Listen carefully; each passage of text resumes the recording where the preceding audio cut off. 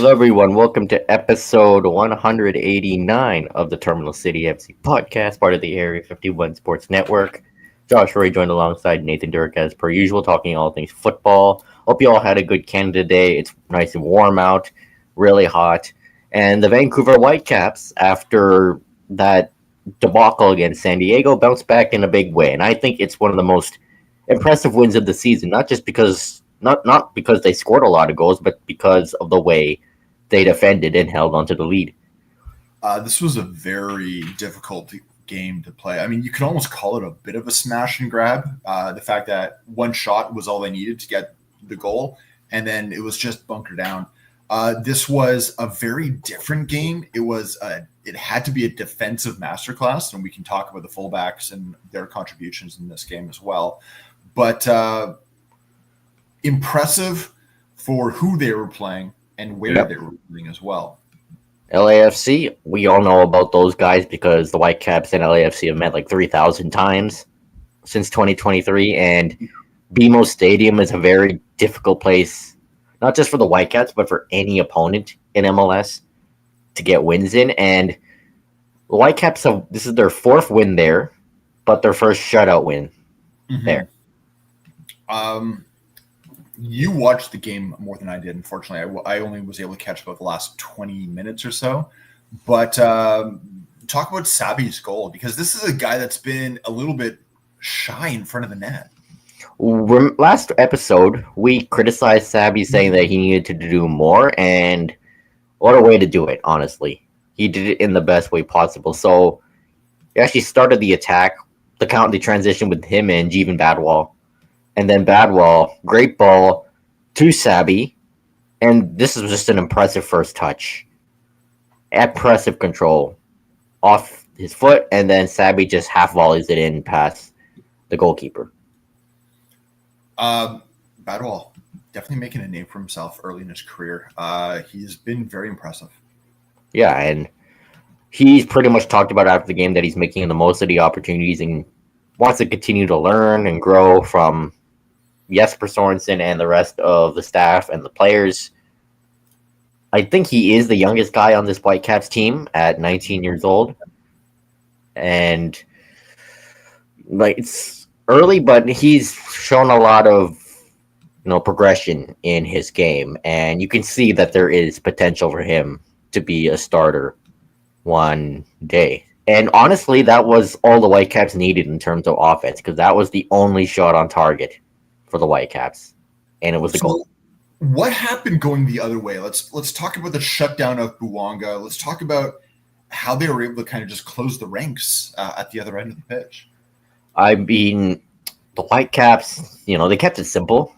It was like a mid, not really a low block, but it was more of a mid block, and they were stifling LAFC's attackers by limiting the spaces where Bouanga can create, limiting the spaces where Giroux can get in and be that target man.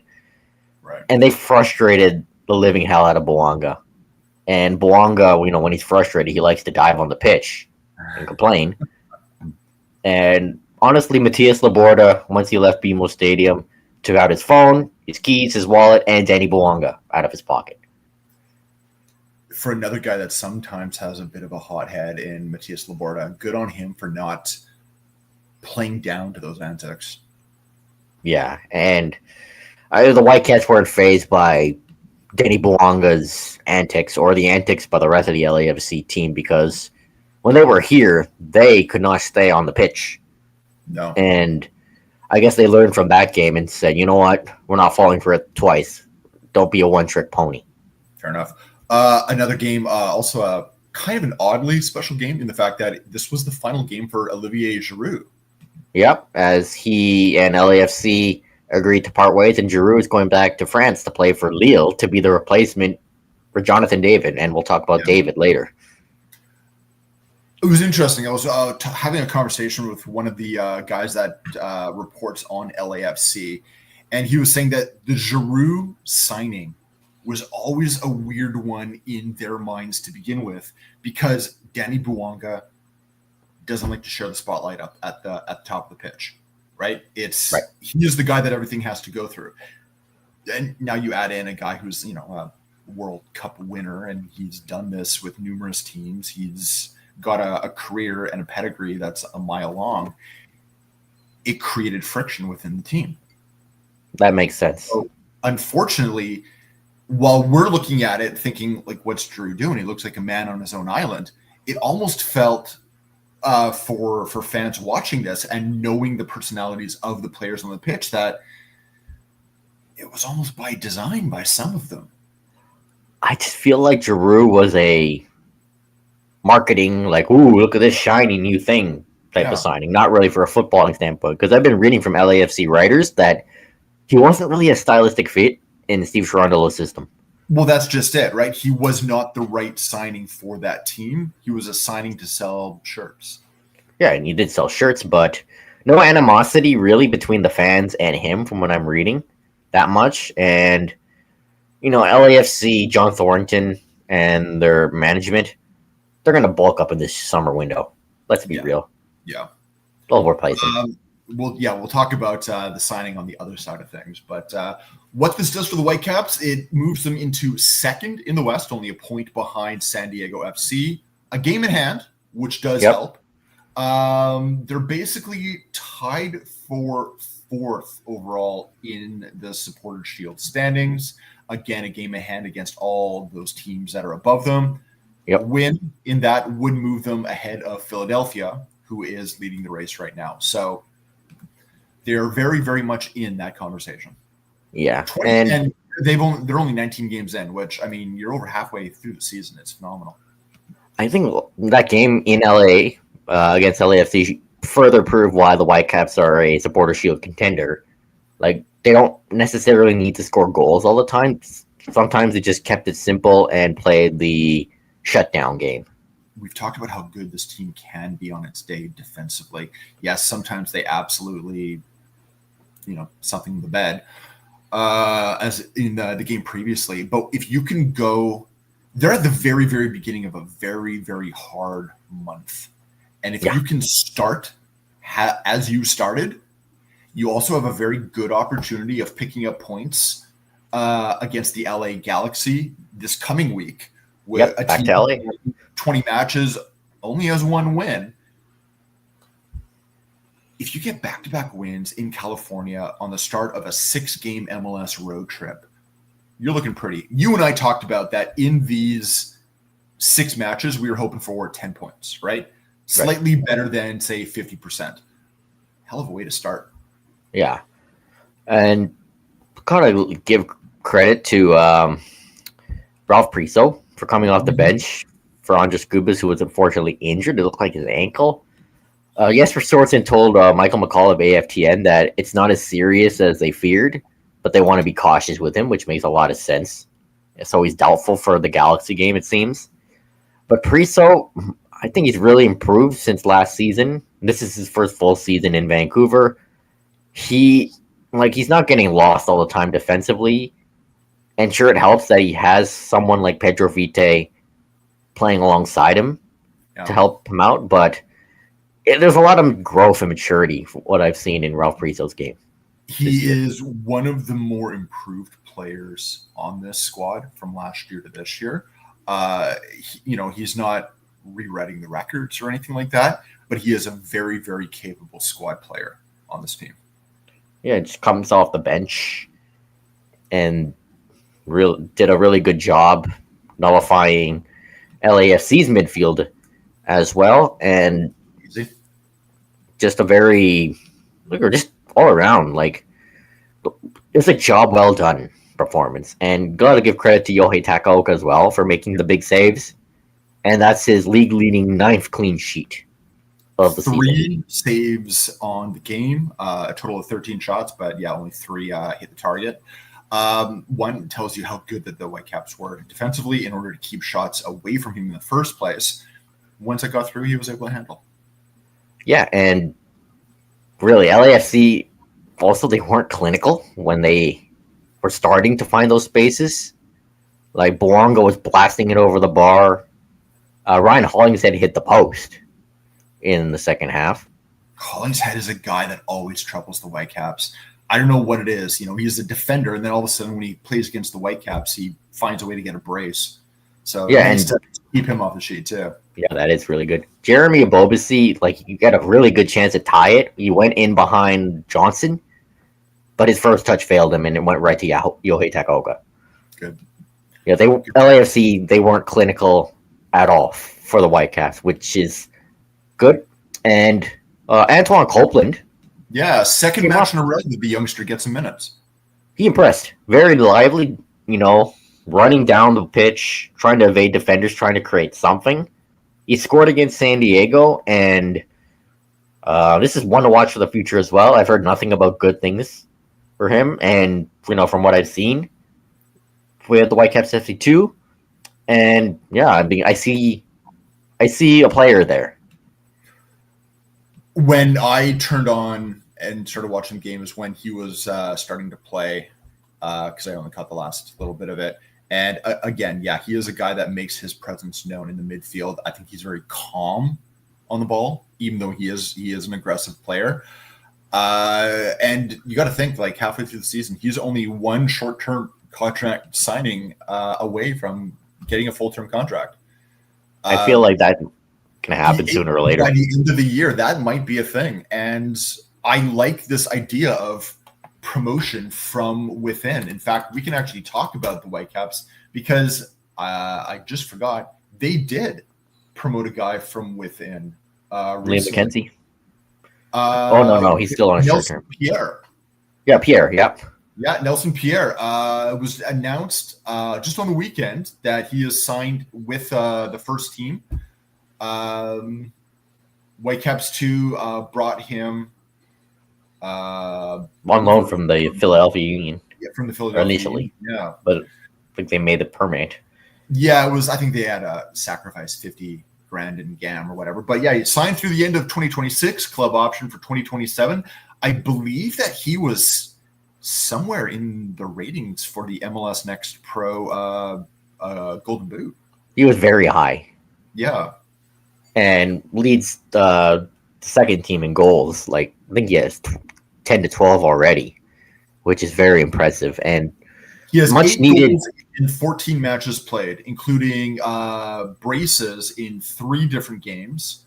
Yeah, he spent 8 years with the Philadelphia Union's academy before moving to their second team. And again, did very well with them. He had spent time on loan in Sweden, loan with USL, Charlotte Independence in League One. Yeah, he's represented Haiti at the U20 level. I mean, 50K in GAM, yeah. A position the Whitecaps needed. And you and I talked about this earlier in the season where the backup for Brian White are aging players. Yes, Rios can do a job. He can fill in. Not the greatest. Krylak, you got to wonder at this point why he's on the squad.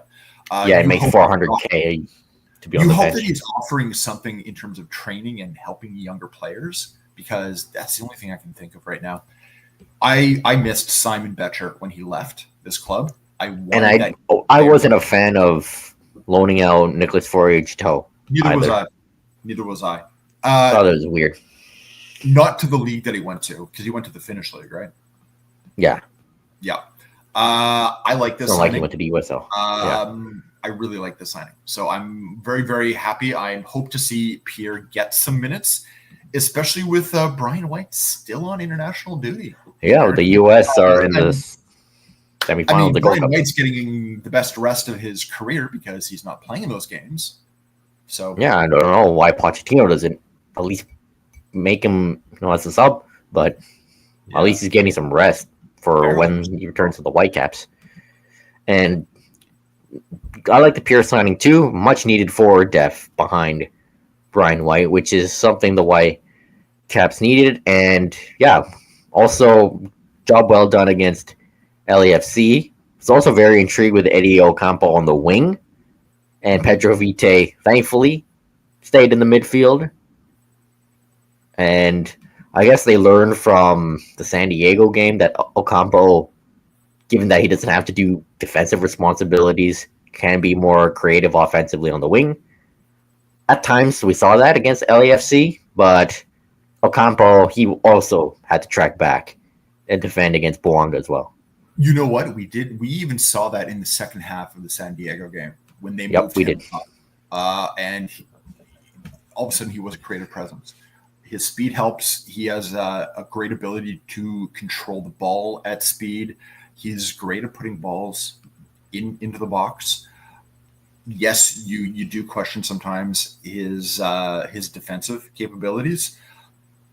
I mean, that's happened before. I always think that when it comes to defenders, you gotta get a few years under your belt because there's a level of maturity that is required from defenders. Some people have it young. Some people have it young. Others, it just takes a bit. You just need to get a few games under your belt. You need to calm down. You need to kind of get your head playing against the environment and just know and trust yourself. I think Ocampo is getting there. I think he's been much better this year. He's getting there. Last year. Yeah. We're seeing improvement constantly with Ocampo. And I think to that point, Sorensen is that they're finding ways to make Ocampo effective now for how he plays now, and he'll grow and be able to fit his chosen role soon. Yeah, and Sorensen talked about the defensive game. He pretty much said that, the San Diego game, we basically looked at what went wrong and learned from it. Yeah. And came up with a game plan. Because San Diego and LAFC are good teams, but they're very different teams. Yeah, very much so. And to that point about defenders also. Even more different. About, defenders developing longer, Ranko Veselinovic is a great example. Actually, a very good example because when he remember, first couple years, he was kind of like the whipping boy between Whitecaps fans. Like, oh my god, he makes so many mistakes. And then after that, he became the guy with the most clearances in the entire league for 2 years running. Yeah, and he's the vice captain now and a core part of this team. Yeah, he's integral. He's the longest serving Whitecap on the team right now. Yep. And so the Whitecaps will return to LA to face the other LA team down in Carson. LA Galaxy, who it's hard to believe still that they are the defending MLS champions, but just one win, 6-13. I think they would be the first team in MLS history to win the MLS Cup and then the wooden spoon the next year. I feel like that's going to happen at this rate. It might be. You know what? We'll get an opportunity to talk about that later on tonight. We'll be jumping on yes, we will. Around the Galaxy to preview the match with the Nags boys down in Los Angeles. So if you're around later on tonight, check that out. Yeah, live on their channel as well. And LA Galaxy, a 1-1 draw against their California rivals, San Jose Earthquakes. Yep. Marco Royce saved the point in the 70th minute. Again, speaking of big signings in LA, Royce hasn't really been that guy since he came. I think you're asking him to do too much. There's a lot of issues with that squad. One guy isn't going to do it. At this point, it feels like it needs a cultural shift. And it's kind of surprising to say that because you're exactly right. They won MLS Cup last year, but there's been something that's changed not only on the pitch but off the pitch. There has to be. You can't capitulate this hard, this fast without something happening behind the scenes. I think early in the season, it just felt like we don't know what kind of team LA Galaxy were because Payne Silpek and Puig were dealing with injuries. Joveljic has gone to SKC. Yeah, and they right now big names. That is true. I mean, Galaxy don't look organized. They don't look cohesive when I watch them play. And I still don't understand why they extended Greg Vanney when they could have done that after winning MLS Cup. I don't understand the extension. I do understand the extension. It was their way of trying to promote stability and hope that was could have done. But again, they could have done that after winning the chip. I don't agree with the move. I think you could have just waited. I don't say fire the guy, right? Give him ample. If you want to give him ample opportunity to show that he can change it around, fine. I mean, the guys are proven. Proven MLS winner, coverage yeah. on multiple teams. That's fine. I get that. But don't nail down the extension of the contract at this point. Make him do the job first. Yeah. So Yeah. it's even though they're the last place team, Whitecaps, just again need to get the job done, and it'll be Absolutely. interesting to see if we get a more attacking Whitecaps team or the defensive side we saw against LAFC. I mean, Galaxy, they were here in March. Whitecaps beat them 2-1 with goals from Sam Adekugbe and Brian White. And I mean, Whitecaps last time they were down there in Carson was last season, which I believe was a 5-2 loss. I can't remember, in September. Right. It feels like a lifetime ago if you're a Galaxy fan, though. I mean, it feels like a lifetime if you're a Whitecaps fan. Yeah, because both teams just went in different directions. Opposite directions, right? Yeah, it's like they switched abilities. But let's hope the Whitecaps get 3 points and go 2 for 2 in the City of Angels. We talked earlier about LAFC and them getting rid of Giroud and their big guys. What about Toronto and getting rid of not one but 2 Italians? Well, it was about time. It was. But I'm amazed that they were able to do both. Yeah, me too. And Bernadeschi, sure, was a disappointment, but there were times where he showed like he was carrying the team when absolutely they weren't playing well. And out of the 2 Italians, he was by far the better one. And the better one. Insigne has to go down as one of the worst signings in the history of MLS. Not only for the fact that he didn't perform, but for the fact that $15 million. For long stretches of his time in MLS, he was the most expensive player in MLS. Until that Messi guy came. Yeah, right? And I think one of the worst signings in like Canadian Toronto sports history as well. And yeah, worst contract in MLS history, I would have to say. And just, it felt like at least Bernadeschi tried to carry the team. There were times where it felt like Insigne didn't care.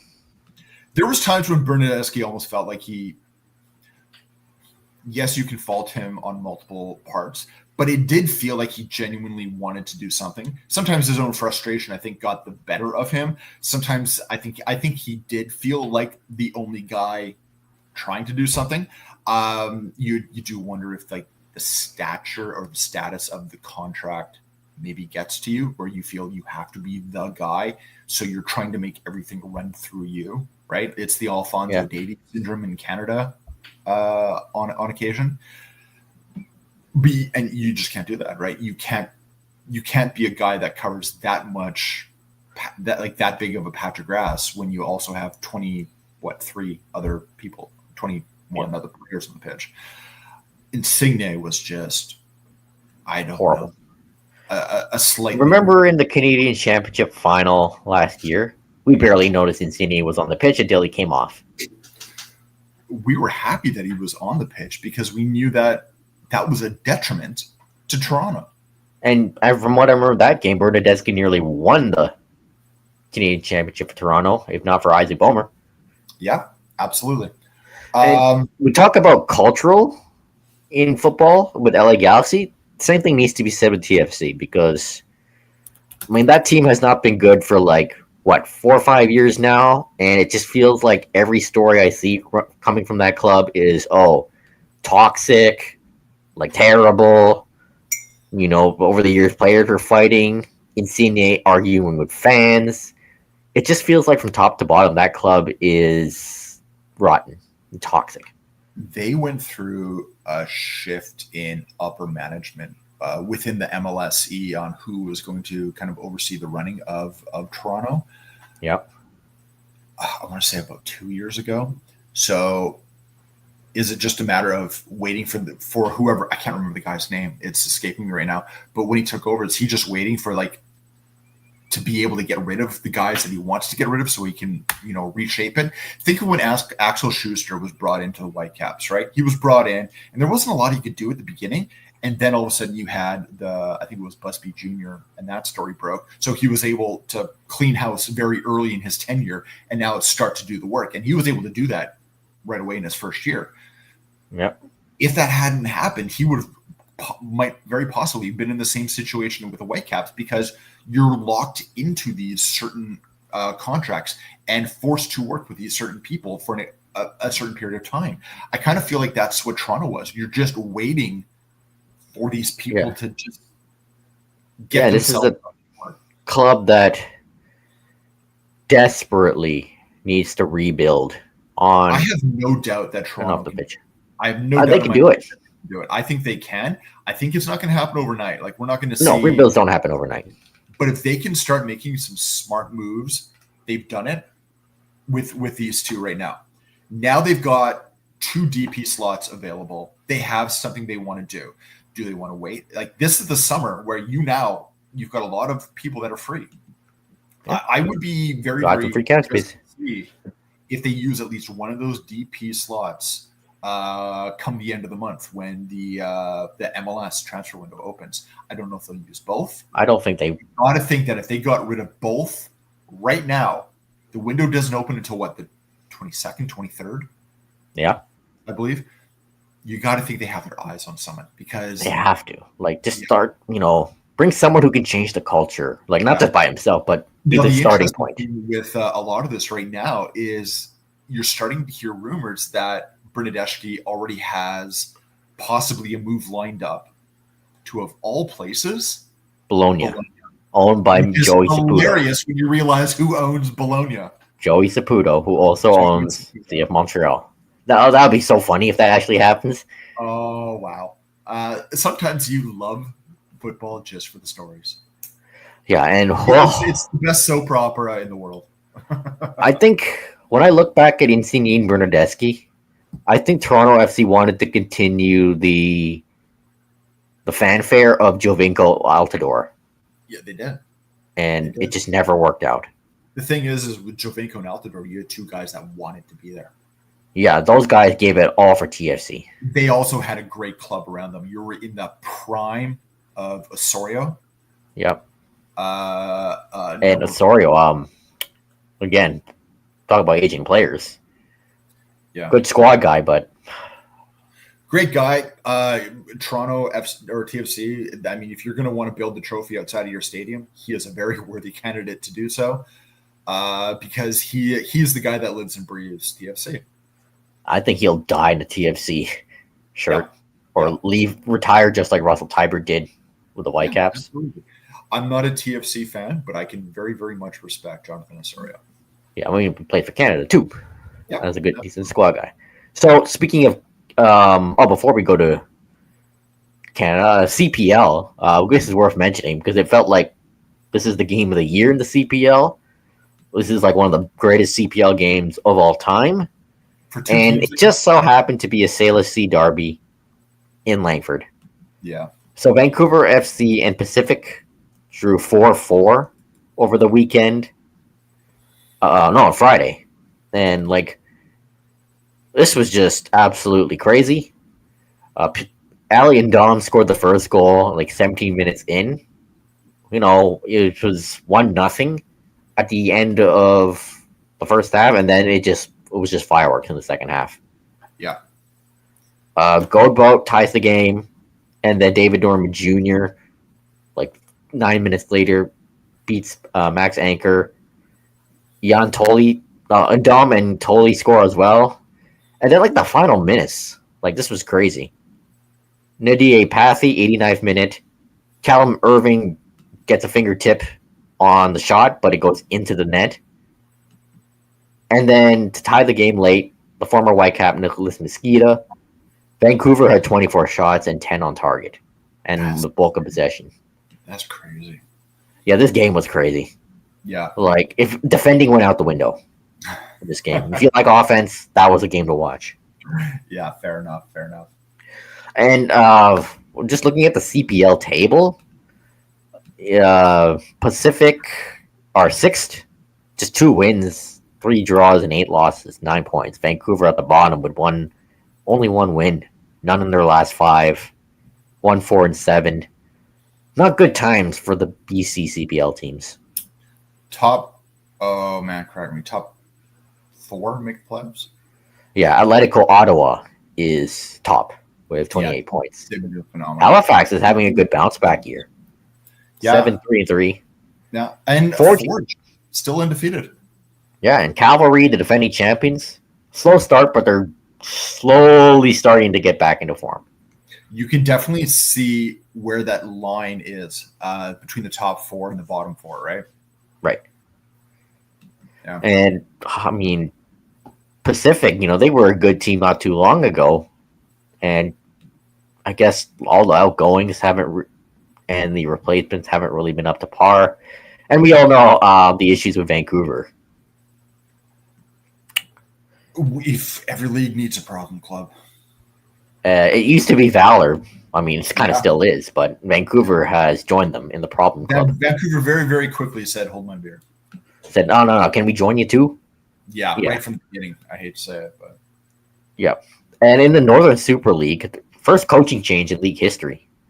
Stephen Hart is a new head coach of the Halifax Tides. Yeah, this is an interesting one because Hart spent 4 years in Halifax already with the Wanderers in the CPL. I think he was the first coach of Wanderers there. So for him to come back, or I guess to stay and now take over Tides FC is a very interesting move. A couple of reasons.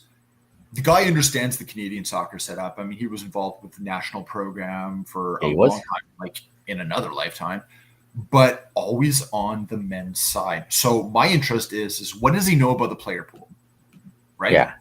Is he going to be able to come and do something there? What does he know what he's got to work with in the Tides? This last place team in the Northern Super League. They've only won 1 out of 8 games. And I think Vancouver's beaten them once or twice. 6 losses of those 8 games. So this is a team that is starved. They have the most goals against, the fewest goals for. They've scored fewer goals than they played games, and their goals against is almost double the amount. Like it's a significant -8. In goal difference. They needed a change. I get it. Stephen Hart's a very interesting choice. And he's got a pretty good resume. Well known, well respected within Canada, but this is a unique move. This is on a much smaller scale. This is Herdman going from the women's team to the men's team on the national level. Hart is going from a men's team to a women's team on the domestic level. Yeah, and he replaces Lewis Page. Yeah, who's let go. And talk to. I remember talking to him when the Tides were at Swangard. Yeah. I mean, Hart, head coach of Canada and Trinidad Tobago. Yeah. Once upon a time. This is a move that had to happen. I mean, he's got the resume. It'll be interesting to see what he do there. All right. Very interested to see what he can do with Tides. Even if he can at least start getting points on the board with some draws, because they haven't even been able to do that. Yeah. Or just solve your defensive problems. At least do that. Defense. Everything starts with defense. And Tides, you got to remember, have a phenomenal goalkeeper in Aaron McLeod. Thank you. Former Canadian international. Older, but still a phenomenal goalkeeper. Absolutely. So, all right, it's time to blow our lids off because Canada are out of the Gold Cup in a penalty loss to Guatemala in Minneapolis. And this is very disappointing. This is a failure by the program. Not only did they not win the Gold Cup, they lost in the worst fashion, penalties, and also could not win the Nations League. This was a great opportunity to win some silverware and, build some confidence heading into 2026. But this goes to show this men's team has a lot of issues and still has a long way to go until the World Cup next year. I think one of the things we learned some stuff. We learned a lot. We learned that they can play fantastic football. We know that when everything clicks, everything truly clicks and they can fight giants. We learned that they are their own worst enemy. 100%. We learned that nobody knocks them off their game but them. And we know we learned. Talk about playing the dark arts and all that stuff. They did this to themselves. Yeah, they shot themselves in the foot against Guatemala. Yeah. And this is a team that not just Guatemala. We can go back and talk about Curacao. We started to see the writing on the wall. Even the El Salvador game for about 45 minutes wasn't until they got 2 guys sent off for their WWE ball. Exactly, right? You shouldn't need that in order to play to the level you know you can. Right? They find themselves being dictated by the other teams. Right? And this is a team that lets the emotions get the better of them. They do. They absolutely do. And you know what I want? I wonder how much of a difference having Stefan Eustachio would have made. Not only because of what we know he can do in terms of being the engine in the middle of the pitch, but for the leadership that he would have brought. And the calm and coolness that a lot of these Canadian players lack. I still question removing the captaincy from Stefan Eustachio and giving it to Alphonso Davies, and then now for these tournaments, Jonathan David. Yeah, I know why David had to take it right now because both those players aren't involved in the squad. I get that, but I still feel like the true captain of the squad is Steven Eustachio. Yeah, I agree. Eustachio. And I mean, Canada, off to a good start. Jonathan David scoring. Like, okay, that's nice. Let's get another. But no, Jacob Schaffelberg, 2 yellows. I didn't get to see the first one, but the second one was just like, what are you doing? You don't do that with a yellow. And I know people have complained. I believe they're both yellows. I believe that the right decision to send them off. That was 100% the right decision. Contest. I'm sorry, but you cannot. I mean, he laid his shoulder into the guy. You cannot the guy had do this ball, quite a ways before that, right? I mean, that's before halftime in hockey. You can't hit late. Yeah, and then off to the locker room. And I like Schaffelberg, but he's had not just that, but he's had a disappointing Gold Cup. He has. Yeah.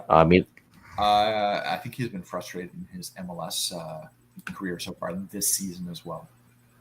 Yeah, because he hasn't really been the greatest in Nashville. No. This season in particular. This season, yeah. But, I mean... It just goes to show there's a lack of maturity.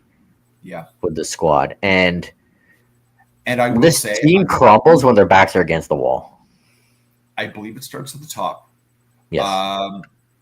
Maturity is set by your coaching staff in, first creating, that brotherhood. And Jesse Marsh has talked at length that the brotherhood was already there, and I agree with him. But with him coming in and wanting to add a bit of that fire, it's great if it can be directed. If it can be directed effectively. If you can get angry in a game, but you use it as fuel rather than it just flying, in all different directions, like, a scatter bomb. That's what this felt like. There was all of this excitement and exuberance and belief, but no direction. Yeah, and Marsh, he's an emotional guy. He's a rah type guy. Yeah. But the emotions have been part of his downfall as the head coach of this team. Like, in the Nations League, he gets sent off for barking at the referee, let's be honest, the referee had the correct decisions. Yeah, and that was not a penalty. I'm sorry. Yeah. And even in these Gold Cup games, he'd be barking at the referee and risking getting sent off too. And that kind of rubbed off the players because they were also losing their heads. They were. There were some very interesting comments made by Landon Donovan, American football. Yeah, former LA Galaxy legend. You can talk about American legend. Yeah, he was talking on a podcast that, and I have no verification of this, but he was talking on the podcast that through his contacts, he is learning that people within Canada Soccer and the players themselves are starting to get fed up with Jesse Marsh. And a lot of it has to do with these antics. They believe that while they were good in the beginning, that they're becoming a detriment. I don't think he's lost the room yet. I can understand why people in Canada soccer might be like, tone it down. Like we're trying to do something here.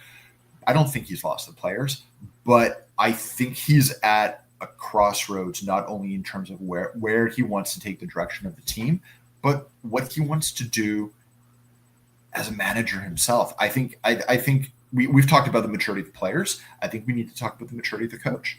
I think he's a fantastic coach. I think he needs to step back and read the situations better. Yeah, and I think he needs to, look at himself in the mirror and think, "Oh, what am I doing wrong? I've done a lot of things right, but there still needs to be improvement." And I'll take the Landon Donovan comments with a grain of salt, but given his connections, it wouldn't be surprising if it's true. Yeah, and like I said, it's one of those it's the kernel of truth within all the rest of it. And I really do think it starts up top, because as much as Marsh is a motivator and an emotional guy, that has led to his downfall. Yeah. Canada's got a little bit of time now to kind of regroup and think about what they want to do. They've got in just over 2 months, they'll play a couple of friendlies, one against Romania, one against Wales, one against Colombia too. Shout out Colombia to will be a month after that. In New Jersey. Good opponents. Good teams to play against, right? Like Wales, I think, is kind of punching around the same level as Canada in terms of rankings. Romania, I'm not too sure where they are. I would expect more or less around the same level, I think. But 30s, yeah. But Canada just needs to get back to playing football and working together. And just use these friendlies to learn for the World Cup. And back to that Guatemala game, I was very surprised no subs were made at halftime, and I thought the subs were way too late. Because Canada were gassed, they were backs against the wall. They needed to adapt quicker to being down to 10 men, and Marsh made the subs too late. And the penalties also, that is something to work on, especially. Well, first, Larin is a striker. You expect him to be able to put a ball in the net. It was a poorly taken penalty. I felt very, very bad for Defugeralis. It was the first penalty he has ever taken in his career. He's a defender. I'm not going to slander him too much. And you know what? First off, good on him for volunteering and stepping up. I felt really bad for him because I really don't want that to hurt him as a player. I don't think we can hold anything against him. Someone else could have done the exact same thing in that situation. It is what it is, and it sucks. And Dane St. Clair, like at least 3 penalties were his way, but just he wasn't close enough. He guessed the first one. Don't get me wrong. Yes, he got his fingertips on it, but that had power behind it. That was going in. But the one that went underneath his body. Yeah, that one really fresh. Right way. It wasn't to the corner of the net. It literally was right in his guts. All he had to do was stay on the ground. Yeah, and for Larin, honestly, given his form, how old he is, I think if he doesn't improve his form for club and country, I don't see him at the World Cup next year. Given the competition at forward around him with Jebison, Oluwaseyi, and Promise David now in the fold. Oluwaseyi and Promise David should be there. I'm still not sold on Jebison. And me neither. I have to put that with a bit of a caveat. It's also because he was played out of position for much of this tournament. He was brought in to be an attacker, and he's finding himself on the wing. And unfortunately, that's just because Schaffelberg was gone. Jesse Marsh, I don't think trusts Jaden Nelson. I don't think he trusts Jaden Nelson. He was used to barely saw him, but he was disappointing in this tournament. Like the fact that he put on in the final game, he put Jebison out of position rather than putting on Nelson, to me was very telling. Yeah. And because I thought the game was screaming It was screaming for screaming Nelson. for Nelson's speed. Yep. And fortunately for the Vancouver Whitecaps, he'll be back with the team for their game against the LA Galaxy. So that's something. And unfortunately, he's the only one back because the other two players, in Sam Anakube and Ali Ahmed, are both injured. So yeah, and unfortunately for Ali Ahmed, could have used him too if he was healthy. Ahmed probably still has another 4 to 6 weeks. 6 weeks. Well, of course, Anakube's done for the season, but yeah, for Larin, it just feels like if he doesn't improve, it's time to say goodbye for his hold to the World Cup next. I agree with you, but it's going to be very, very. He's no longer in control of his time with the Canadian national team. I think if Larin plays, it's going to be up to Promise David, Tani Oluwaseyi, and Jebson. Yeah, right? and they can step up and start doing something. Larin's time is numbered. He hasn't done well at Mallorca either, and set to leave. Yeah. Fans don't like him. Coaches don't like him. He pretty much says, "Oh well, I don't like you either. I'm leaving." That's a great way to play, eh? Yeah, and just overall, it's just infuriating that Canada go out of the tournament like this, especially. It goes to show that this team is still young. Their maturity isn't there, lack composure, and a lot of fundamental aspects of the game still need to be worked on for the World Cup next year. From not just the players, but Jesse Marsh and his coaching staff as well. Yeah. Don't get rid of Marsh. I still think that he has the ability to change. But I want to see it, and I'm going to be very interested in these upcoming friendlies. Yeah, and see, because also the time for experimentation on your squad is over. No more. Yeah, I don't want to see any more. Your starting 11 is. Pick the best players. Pick the players on form, not because they're your favorites. Not only that, but even when it comes to a starting 11, I believe that he wants it to be Dane Sinclair in net, but I'm not even sure who his starting goalkeeper is yet. That's just it. Like, right? I would have started That is one position out of any that I should know nailed down.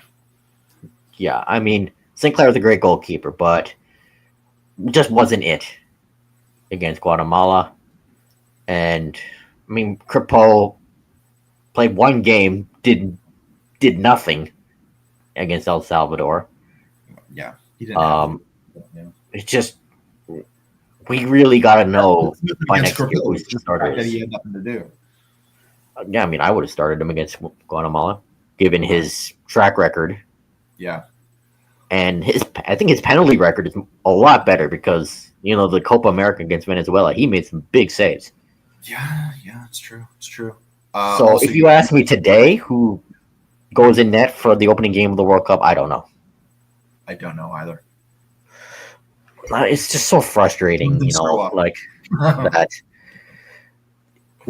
Canada had a chance to win a trophy, bring confidence to the soccer fans across this country, the program, and just squandered it by shooting themselves in the foot. I think they had a very good chance at winning a trophy. I wanted them to get to the final. That was the big thing. I wanted them to win it. The big test should have come in the semifinals. Yeah. The fact that it was the quarterfinals again. Again. Last time was the quarterfinals. Not only that, but you handed Guatemala their first ever semifinal in the Gold Cup ever. Yeah. This is also a Guatemala that hasn't beaten Canada in decades. Yeah. Right? Guatemala. Props to them for, finding a way, but still. Good on them. And good on them. Because Guatemala, let's be honest, deserved it. They did. Yeah. Because Canada were the cause of their own demise. Yeah. Absolutely. And I really, again, they failed. This is a failure. No sugarcoating it because it was win it or bust, as I said a few weeks ago. Let's talk about a couple of good things with Canada because we did have a couple of players that did complete good moves domestically. Nathan Saliba, we all knew was headed towards Anderlecht. It's done. Official now. It's official. Good for him. And, Anderlecht is a big club in Belgium, and he'll be playing against Promise David Vincent in Company was Belgium. coaching there not too long ago. Yeah, produced some big names as well, including Romelu Lukaku. And for the last few years, you've been saying, "Oh, where will Jonathan David go? Will he go to England? Will he go to Spain? Will he go to Italy?" He's going to Italy, but he's going to Turin to play for the old lady, Juventus, according to Fabrizio Romano, who has given it a "here we go" and has said less than an hour ago a medical is booked, Yeah. and he's on his way. I even to I guess a week ago, I still thought it was going to be something like Napoli, but I think, Juventus, a yeah, team talks broke down. that Napoli. needs some help. So good on them. Yeah, I don't know what happened with Napoli. I just talked or broke down. Now they're linked to Darwin Nunez, which is quite the downgrade. Well, Nunez is also linked to was it someone in the Bundesliga as well too? Yeah, but for David, I think this is good for him. He I do goes too. to one of the biggest clubs in the world. He will Yeah. be playing Champions League next year. He will be part of the Juventus revitalization to get them back to, Scudetto winning ways, as they haven't won the Scudetto in like 4 or 5 years now, after winning it for like 10 straight. And you and I talked about in previous episodes how this Juventus team is not an elite team anymore, but they're going through a transitional phase. David and Randall Colomani are the forwards now. Dusan Vlahovic looks like he's on his way out. And Juventus, I think, also will be making some more moves. Like Tim Weah has been linked to Nottingham Forest, but talks have broken down. David helps them up front, but I don't think Juventus are like a Scudetto winning side yet. And last season they struggled. Yeah, they're not a finished product yet.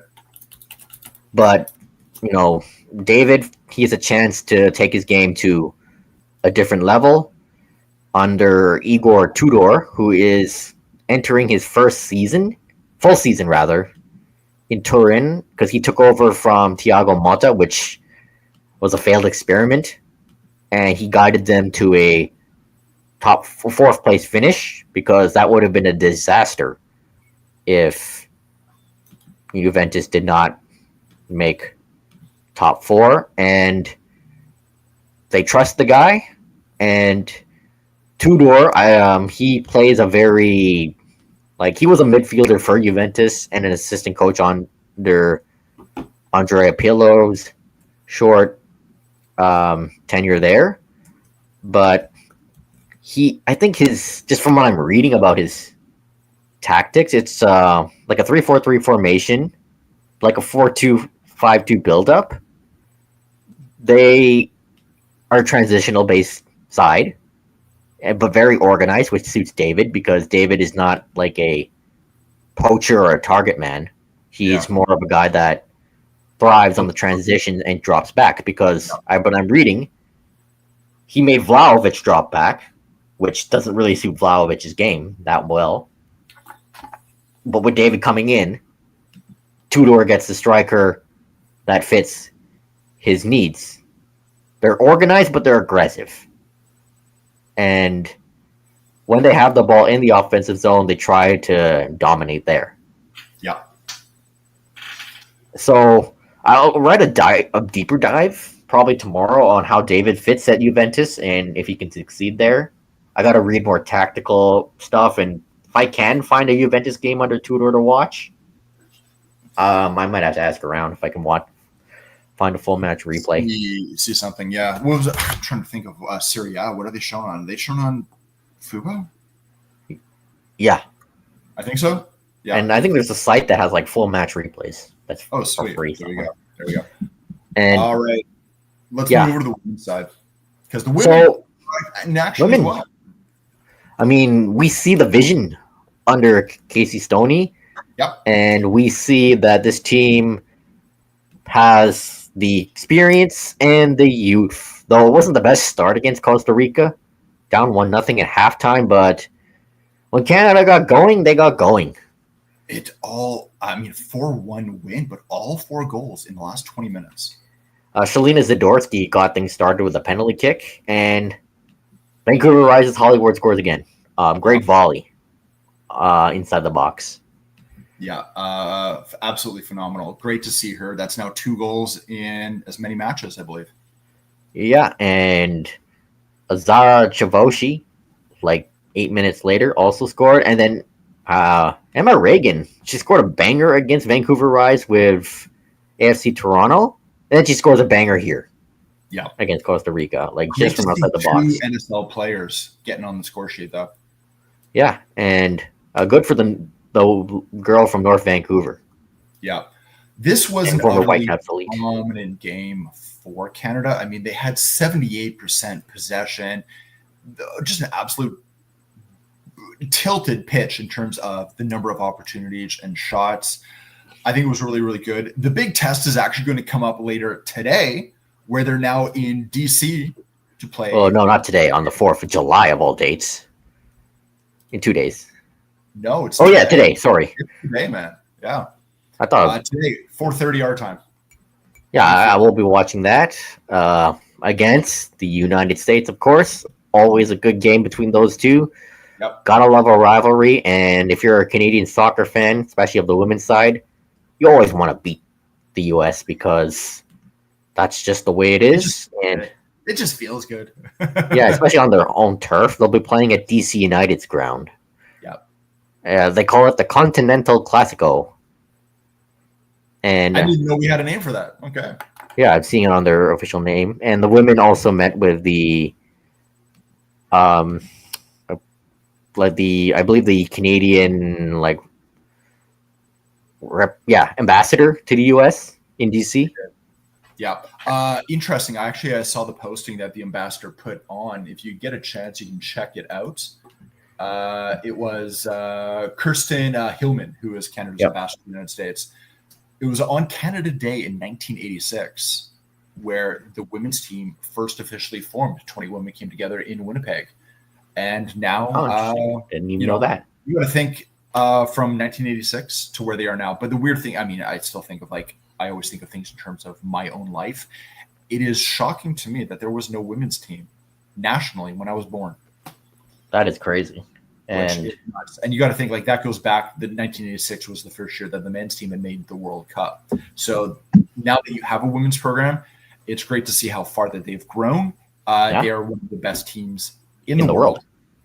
And we're in the midst of the professional league in this country. So Casey Stoney spoke about the game today. She said, this is definitely a rivalry. It's going to be an intense game. It's going to be a great showdown, and I expect the mixture of youngsters and the experienced players to hopefully put on a show against the U.S. today. Absolutely.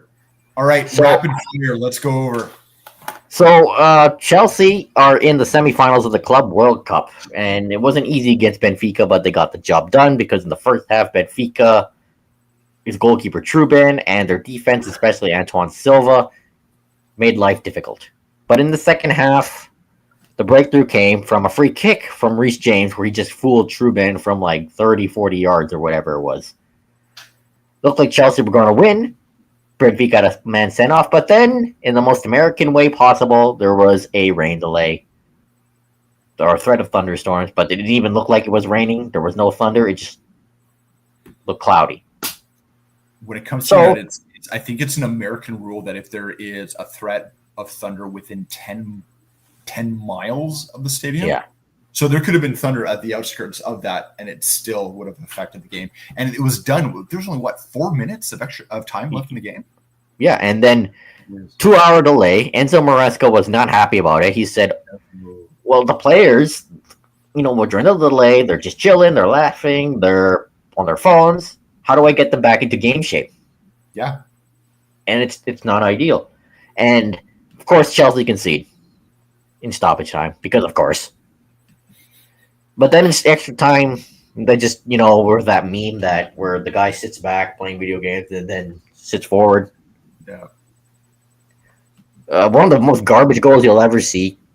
Christopher Nkunku just taps it in, but he didn't just blast it in. He waited patiently to get it over the defender. after Trubin spilled the rebound. And then Neto again in this Club World Cup. I think he scored the exact same way each time on a breakaway, like 3 goals in 3 or 4 games or whatever it is. Caicedo finds him in a pocket of space, bad defending from Benfica, and then he beats Trubin and Dewsbury Hall seals it. Despite everything, Chelsea win, and they'll face Brazilian side Palmeiras and their youth product Willian Esteval. Brazilian sides have been good. And Esteval, he's motivated to score against his future team. Yeah, absolutely. And with Al Hilal beating Man City in that absolutely bonkers game, there is a clear path for Chelsea to get to the final. And Opta says they're the favorites, which I disagree with, even as a Chelsea fan. Yeah. Like, sure, the path is easy, but no tournament is easy. Palmeiras are a good team. They're one of the best sides in Brazil, and they're in this tournament for a reason. And Chelsea have faced Palmeiras before in the 2022 Club World Cup final, where they beat them, but a lot has changed since. So just looking at the Club World Cup bracket, Chelsea have the favorable side. I put that, lightly. Yeah. Favorable.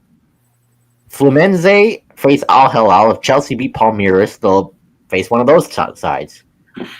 And on the other side of the bracket, PSG Bayern Munich, Real Madrid Dortmund. Big games there. The other side of that bracket is your European heavyweights. Yeah.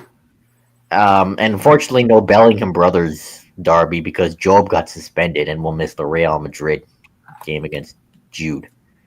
There you go. So, transfers. A lot is happening. Jamie Gittins is happening, but for some reason it hasn't been announced yet. And he cannot play in the Club World Cup, by the way, because, Dortmund are still in it. So, £55 million fee. They were willing to pay it. They got it done. Bayern Munich didn't want to pay it. And apparently his medical has already happened. He signed the dotted line, just no announcement for some reason. Again, exactly what they need in terms of a winger. And given the speed, he can score goals.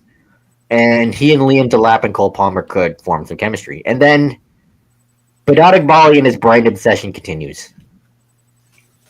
Another signing from Brighton. Joao Pedro, £60 million. I wasn't too sure about this. Another Brighton signing. Hasn't really scored. He scored 10 goals last season, but half of them were penalties.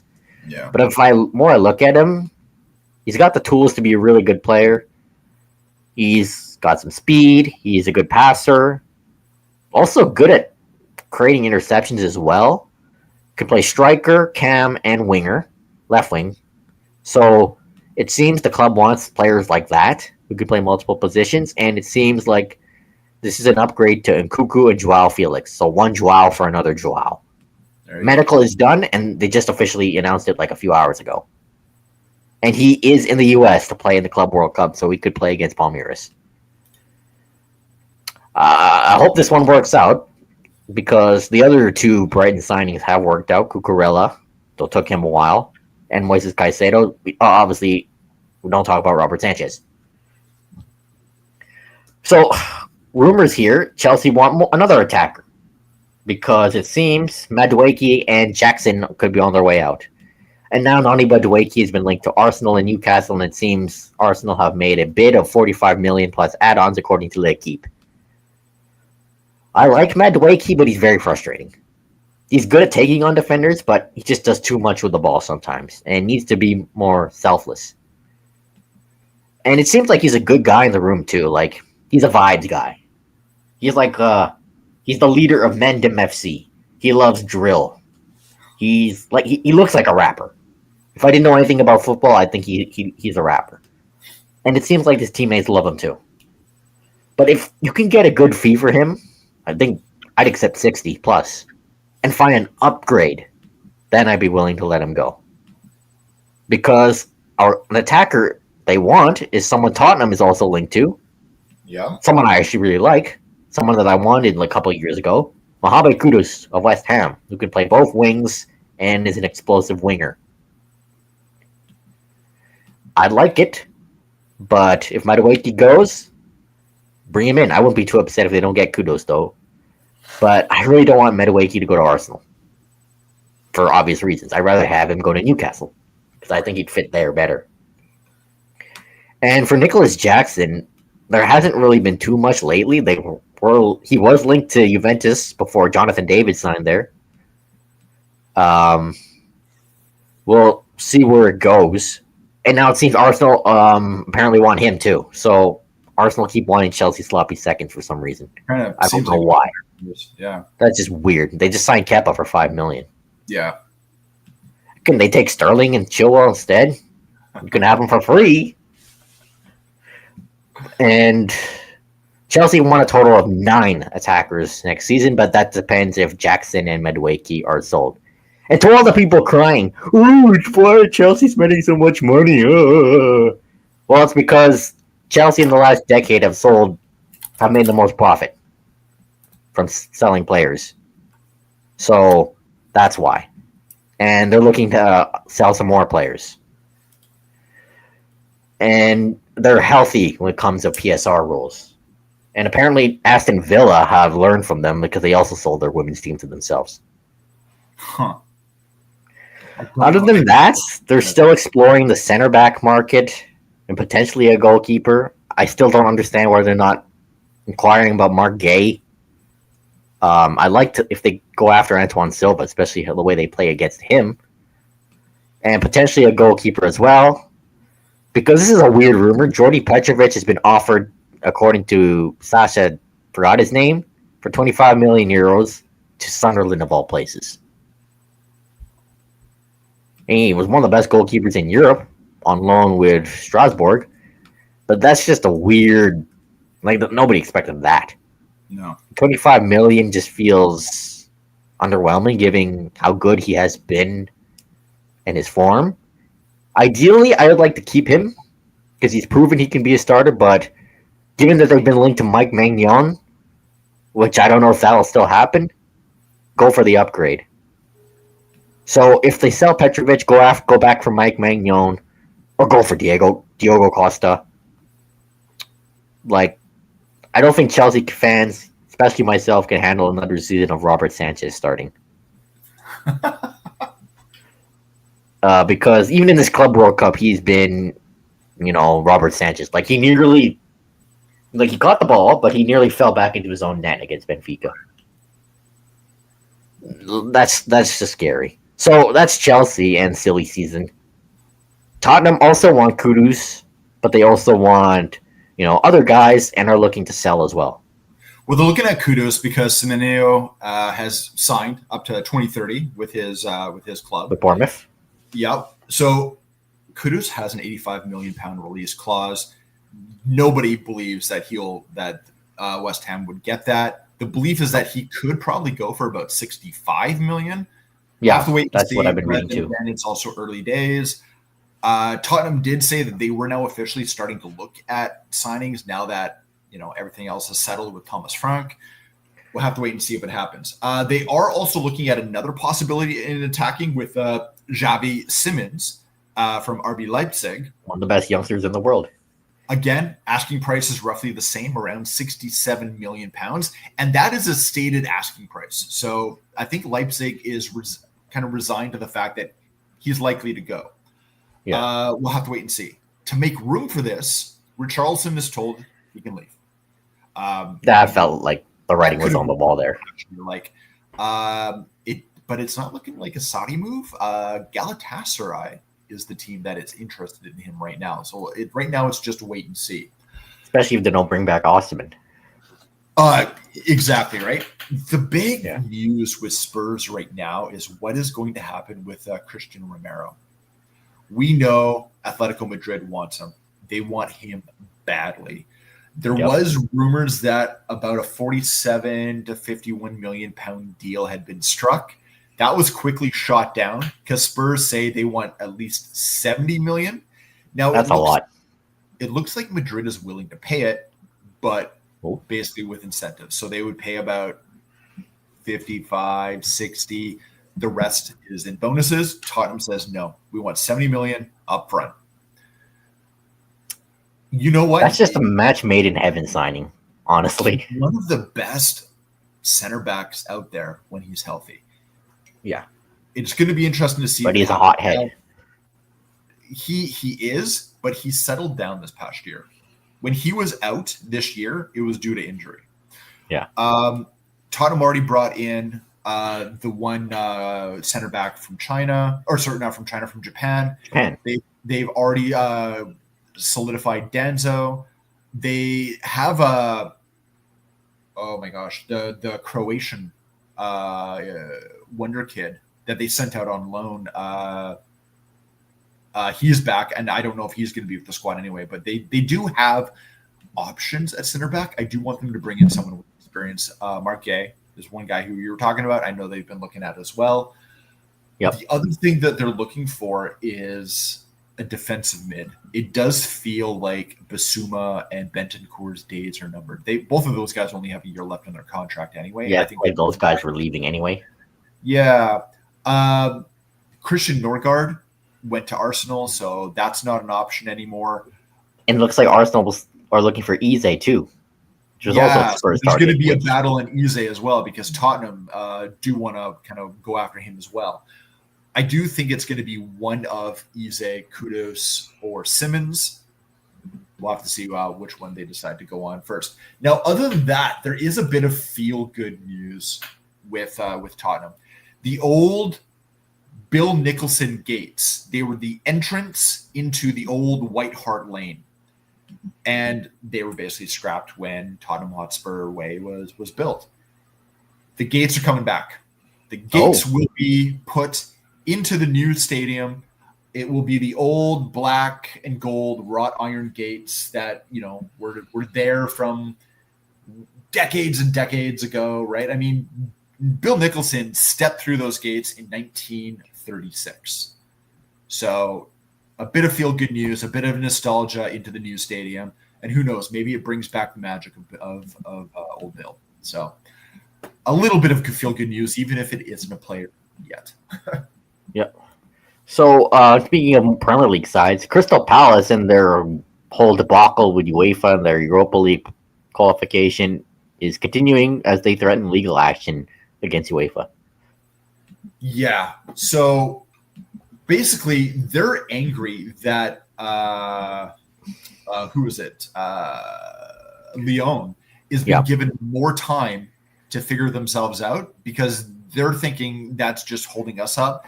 And also, you didn't let us do our stuff when we divested. Like the guy that you had a problem with is gone. They're also, it's not lost the fact that the guy who sold is also a part owner with Lyon. So there's a little bit of funny business there as well. Yeah. But yeah, they're threatening legal action against UEFA if they do eventually lose their spot in Europe. It'll be waiting to see what happens with that because Lyon basically is being given time to sort out their legal action about being relegated. Who knows how long that takes? Yeah, this whole thing is just a mess. It's an absolute mess. And now the Crystal Palace is apparently owned by Woody Johnson, who also owns the New York Jets, who, if you know anything about the NFL, that's not a good sign. So if you're a Palace fan, enjoy that FA Cup win. It might be your last for a while. Yeah. Speaking of messes, we can talk about Sheffield Wednesday in that club. Yeah. Is a tire fire.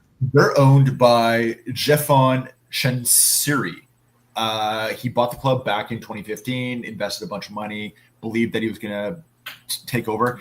This guy is a tyrant to the nth degree. He never, ever appointed a board. He micromanages the club himself. Players haven't been paid. The coach hasn't shown up to preseason training because he doesn't want to be there. They don't even have any preseason matches scheduled, and they're less than 40 days out from their first game of the season. And they barely have any players. Well, that's just it, because the players they do have haven't been paid in almost 2 months, and they're almost at the point where they're allowed to arbitrarily just cancel their contract and go sign with someone else. Hey, Stuart Armstrong signed with them, and just after 6 months, he's gone. Yep. So it does look like triage is there. The EFL is trying to pressure this guy to sell the club. Apparently, an offer of £40 million was tendered. He said flat out, no, it's not enough. Yep. I don't know. Like, this feels like a situation like Bury, where eventually Sheffield Wednesday is just not going to exist. And also reminds me of club. Reading and their mess. Well, that's actually probably a more apt thing because they're still kind of going through it as well. Yeah. Yeah, I mean, Sheffield Wednesday is a historic club. I don't want them to be like Bury. And it's not like they're, I mean, under this guy, championship. He had them in the playoffs in the championship a couple of times, and they only finished 12th last year. Like, it's not bad. It's basically dead in the middle of a league of 24, right? So, I don't know. Right now, they're under a registration embargo for players, so they can't even sign new players. They got to deal with what they got, and those players might be on the way out if they don't get paid. Can't even carry out any loans as well, and they're also been barred for the 2026 transfer windows as well. Yeah. They must pay all their wages in full before they can even look at free transfers. Yeah, and like this owner, like micromanaging just gone wrong. Well, this is why you start looking at England and why they get very, very worried about foreign ownership of clubs, because these clubs are cultural entities, right? The whole idea that owners are stewards, the clubs are owned by the fans. Yes, I know it sounds romantic and whatever it is. The ownership is money. But the heart of that club is owned by fans. And if you take that away, you got to wonder what happens to these communities. Yeah, it just feels like this Chancery guy sees Sheffield Wednesday as his offshore fund or whatever. Not even that. Like, you got to wonder if I don't know what he's doing. For a guy that wants to be involved right to the minute levels of this club, he's doing an absolute abysmal job. Yeah, he makes Bedotic Volley look competent in his micromanaging. Yeah, exactly, right? So that'll conclude this week's episode. Hope you enjoyed it. Tell us what we're doing right. Tell us what we're doing wrong. As we mentioned earlier, catch us on the News Across the Galaxy podcast. We'll go live on their YouTube channel around 8:45 tonight. And we'll check out our articles for Area 51 Sports Network.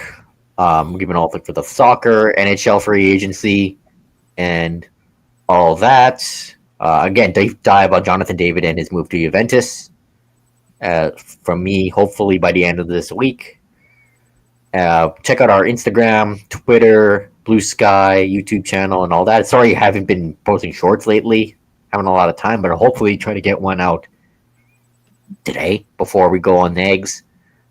So, yeah, that'll conclude this week's episode. Peace out. Take care.